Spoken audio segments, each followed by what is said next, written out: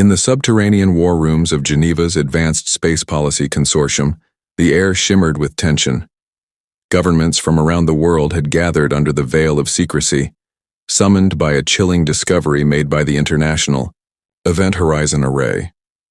A new black hole, designated X47, had been imaged just beyond the Kuiper Belt, but more significantly, a connected wormhole appeared in the data, swirling with unprecedented energy fluctuations. "It's not theoretical anymore," muttered Dr. Lena Rao, astrophysicist and reluctant whistleblower. "This is a passage, an artificial construct." The phrase artificial echoed in the chamber like a loaded gun. Her words were met by disbelief and snarls. General Valenko of Russia pounded the polished table. "If this was made, someone made it. Which nation is hiding tech?" Across from him, U.S. Senator Dorian Keyes leaned in. "This isn't about nations anymore. This is existential. Who made it, or what, might already be watching us." The tension was volcanic. France's envoy whispered, "We need to send something through." But China's delegation raised alarms. "You send anything through, you risk inviting something back. We don't know what's on the other side." Arguments erupted, alliances splintered, and yet Lena remained silent, clutching her encrypted drive. She hadn't told them everything, not yet. A week prior, a team of her students working with the radio interferometry lab in Chile had picked up something even stranger, repeating pulses from the black hole, encoded in prime number intervals. It wasn't just a discovery, it was a message. Backroom. Meetings intensified and mistrust grew like cancer. The UN Security Council, now overshadowed by this ad hoc space consortium, became little more than a puppet stage. Senator Keyes had forged a quiet alliance with Valenko and the British Secretary of Defense Gregory Shaw. Their objective was clear: control the wormhole by force if necessary. "We need to establish a presence out there," Keyes said during a closed-door meeting, voice heavy with bourbon and ambition. "Deploy the Ares drone fleet, cloaked, silent, operational in 72 hours. But things were unraveling fast. Reports came in from the NSA and FSB alike. Satellite uplinks had been mysteriously corrupted near the wormhole's edge. Whole probes vanished mid-transmission, and the black hole wasn't stable anymore.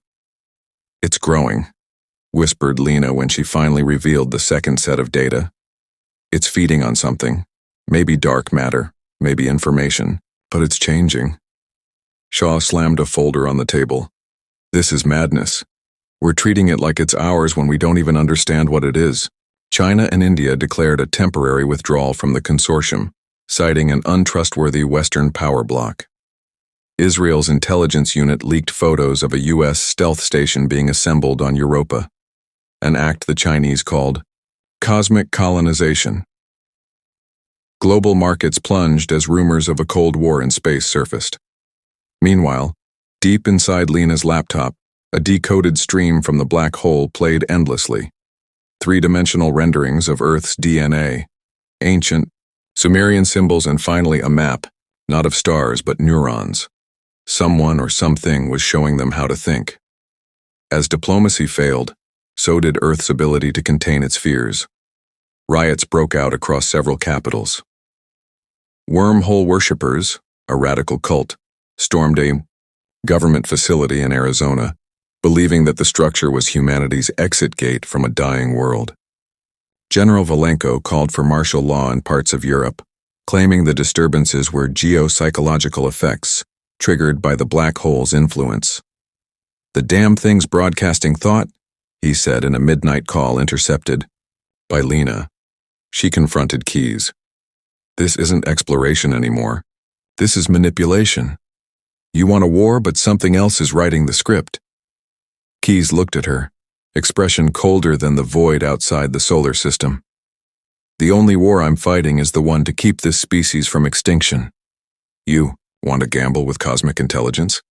Fine. But I'll be damned if I don't hold the gun." Days later, the Ares drones deployed. But as they neared the wormhole's edge, their systems went dark. A moment later, Earth's skies rippled. The auroras changed color, forming strange, recursive patterns visible even from equator-bound cities. "They've responded," Lena whispered to herself, watching as her own equations appeared in real time on her lab's monitor, solved, in formats she had never imagined. That night, Shaw received a visitor in his private bunker. It was Lena. She handed him a drive. This is what's on the other side. Or maybe what was us reaching forward." Shaw blinked at the hologram. Human figures flickering, caught mid-scream, bent in impossible geometries. "It's a mirror, Gregory," Lena said, her voice a breath. "And it remembers." Then came the transmission. At precisely 0300 UTC, every device on Earth, smartphone, satellite, television, was hijacked. A single image flashed, a dark tunnel spiraling outward, with words in all languages etched along the interior wall. "Return the eye." The consortium exploded with panic. Conspiracy theories spun out of control. Some believed the eye was a weapon, stolen by the Americans. Others said it was a component buried under Antarctica, protected since the Younger Dryas era. But only Lena knew what it meant. The eye was not an object. It was observation. The wormhole had become aware not because humans looked into it, but because it looked back. Humanity had crossed a line simply by noticing. A summit was called, with all surviving consortium members attending virtually or by proxy. Senator Keyes, now accused of treason by rival factions, appeared gaunt, his office shrouded in darkness. "We are no longer negotiating with nations.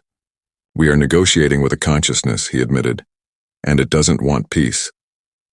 Suddenly, Lena's feed flickered. Behind her, a spiral shimmer appeared, microcosmic, forming in midair. Her eyes widened. "They're here," she said. "It's not about diplomacy anymore, it's about containment." Chaos erupted on the call. Some demanded nuclear options, others begged for immediate contact. Lena stood still as the air folded behind her. She turned to the screen, whispered something in a language no one recognized, and vanished.